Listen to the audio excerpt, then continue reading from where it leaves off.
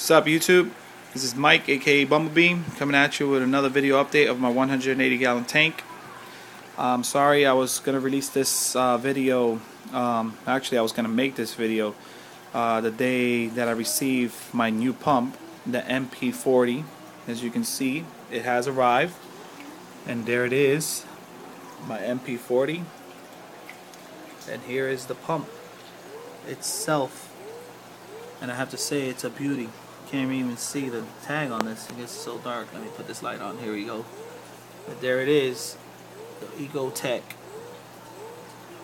Marine pump MP40 that I've been I can't say patiently waiting, because I haven't been patient at all. That is the purpose of why I didn't make the unboxing video, which I was gonna do, and pretty much you know, go over the whole mounting on how to mount the MP40. But in reality, it's fairly easy, and the instructions make it very easy for you to understand. I mean, I don't think there's even necessary to have a video as far as to the instructions that come for knowing how to mount and place your MP40. There's not much to it. Now, I did mount this 5 inches from the water line down. It says it's recommended between 4 to 8, but I didn't want to go any lower than that because it was pulling this Duncan coral here. It was just pulling it, and like it was basically, it looked like it was gonna suck it up into the pump. But you know, the Duncan coral doesn't need that much water movement, and that's pretty high for it. I know it needs like around medium water movement and whatnot. But as you can see, look at how this bad boy is making waves in this tank. And this is running on the Eco Smart mode.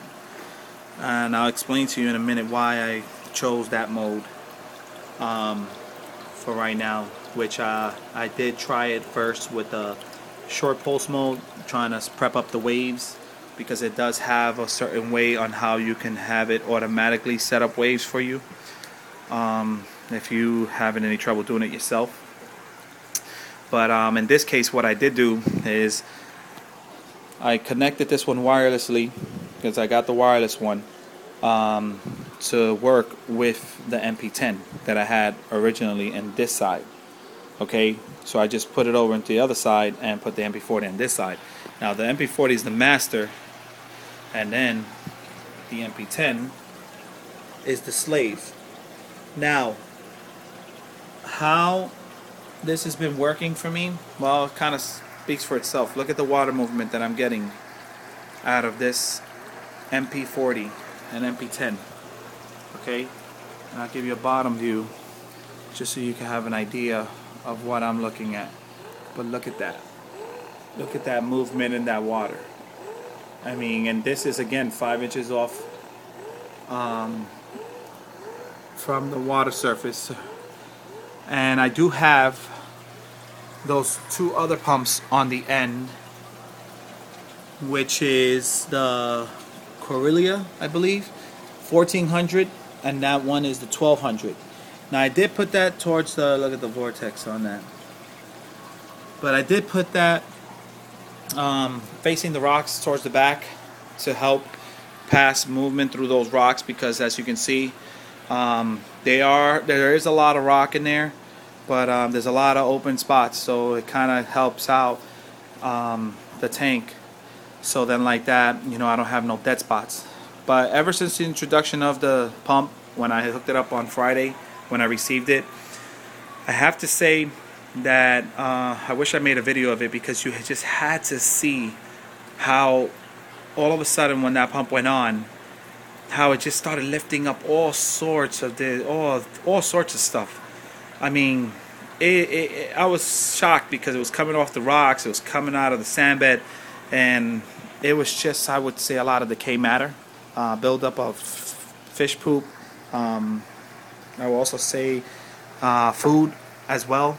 And I was noticing that, you know, because in the corners here it was getting fairly looking like dirty, and I actually thought that at first it was a cyanobacteria. But then I realized that as soon as that pump went on, it just took all that and lifted it, and it's just was going everywhere. And I only had it on full blast, which was just straight on, you know. because I was trying to see what kind of water movement I was going to get in this tank, given that it is 6 feet, and wanted to make sure that the MP10 and the MP40 are pretty much meeting towards the middle, and the MP40 pushes past the middle alone, because I did turn off the MP10 and the other pumps, and I just let the MP40 run just to see, and it was eventually reaching a little past the middle of the tank to the other side. So once I put the MP10, and best way for me to test it at this point, because I don't have corals in there to see their tentacles flying left or right or back and forth motion, I did put fish food. And when I did do that, I ended up seeing how the food just started going everywhere. So I have to say that ever since the introduction of this pump, a lot of things have changed in this tank because of all that debris that was just floating around the tank. The next day I took out my filter sock, cleaned them out. I cleaned out my protein skimmer, which was actually, no, it wasn't the next day, because that was yesterday, and today is Tuesday. I got the pump on Friday, so I let it run over the weekend, and then Monday, which was yesterday, I ended up cleaning my socks and my protein skimmer. And ever since I did that, let's just take a quick look here at what my protein skimmer looks like. And this was just cleaned out yesterday, and look at all that. Now, because again, how I said this, ever since the introduction of this pump, I mean, it has lifted up so much crap that was in the bottom of this sand bed. But as you can see, there is nothing settling here on this sand bed. It's all nice and white, and I'm actually shocked by that, because I mean, I was at one point when I ordered just one pump, I know eventually I needed two, but what I was deciding here, and the reason why I didn't get both of them at the same time, is because I'm actually thinking about getting an MP60. Why? Because I think with one MP60 and one MP40, that'll be more than enough flow that I would need in this tank. And I wouldn't have to run them at full power. In this case here, both pumps are running at full power at the moment, and like I said, I am getting a lot of water movement, but I'm trying to see if whether or not I don't have to, and not only that, I just want to eliminate those two other pumps that are over there, so I don't have to have those in the tank producing the heat that they do, which heat is not an issue for me here. With the fan that I have in this tank and hooked up to the digital reef keeper, it keeps my temperature always at 78 degrees. And mind you, I just passed the 2 worst months here in Florida, the hottest months at that, which is October, August and September. They are the hottest months here in Florida. And we're already in September, pretty much middle of September, going into October now, and again, like I said, I have no complaints. And as far as the heat goes, I never had a heater in this tank either. My tank always stays at the temperature year round, and I guess with all the pumps that are in there, when the winter does come, it's not like if it gets cold in here, because I do have my heaters running, and basically throughout the summer I have the AC running, so that takes care of that. But anyway, back to the whole situation with the pumps. I have to say, if anybody looking into getting MP40 or MP10 or MP60 or anything that has to do with EcoSmart or Ecotech, I think it is, that is basically one of the best purchases you can make. Now, yeah, Ecotech, make sure I got that right. Now, I am planning on upgrading my lights. These LED fixtures that I have, I did pick these up off of eBay. Before this, I used to have the Orbit Current 72-inch HQI with the T5s on this tank, but that used to produce a lot of heat, so my fans was always running. And not only that, I wanted to cut down the electricity bill. But with these lights alone, they've been doing good. Because look, I mean, I have to say, that Dunkin' coral looks great. Awesome. This camera's not even doing justice for what it looks like right now. It makes it look so blue, when in reality, it's really, this tank looks so white. And it has that blue tint to it. But the corals, the two so far that I have in there, along with the rose, bubble tip, anemone, seem to be doing just fine. You know, it's already been 4 months.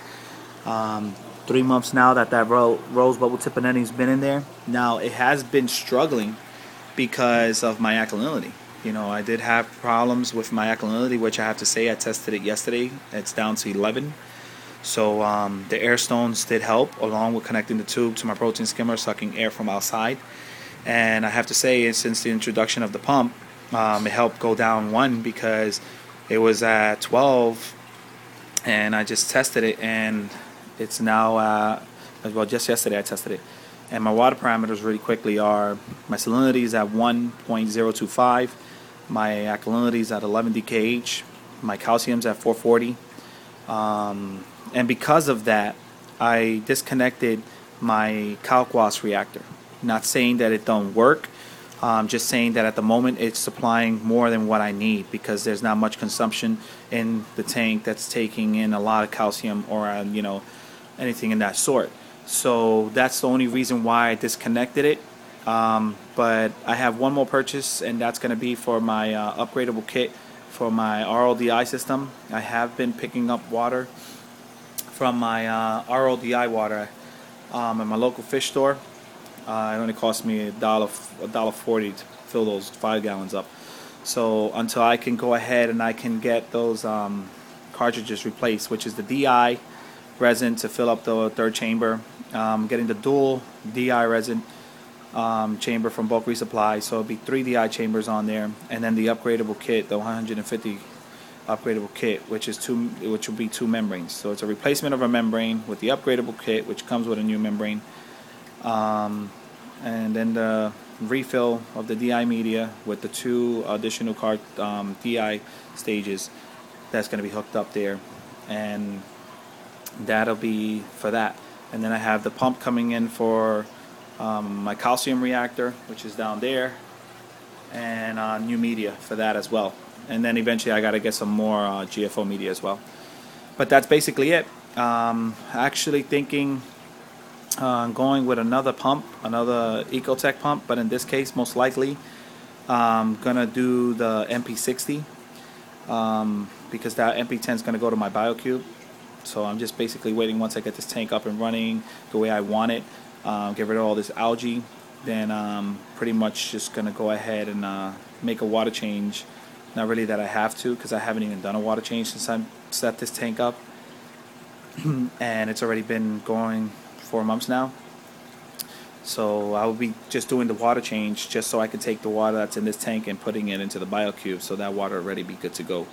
And I will be getting new live rock and stuff like that, so that tank won't have to be waiting so much for a cycle in that end. But that's basically it. That's what we got up going for now. Basically gonna be making a video in regards to these lights, because I'm gonna be getting a couple other corals.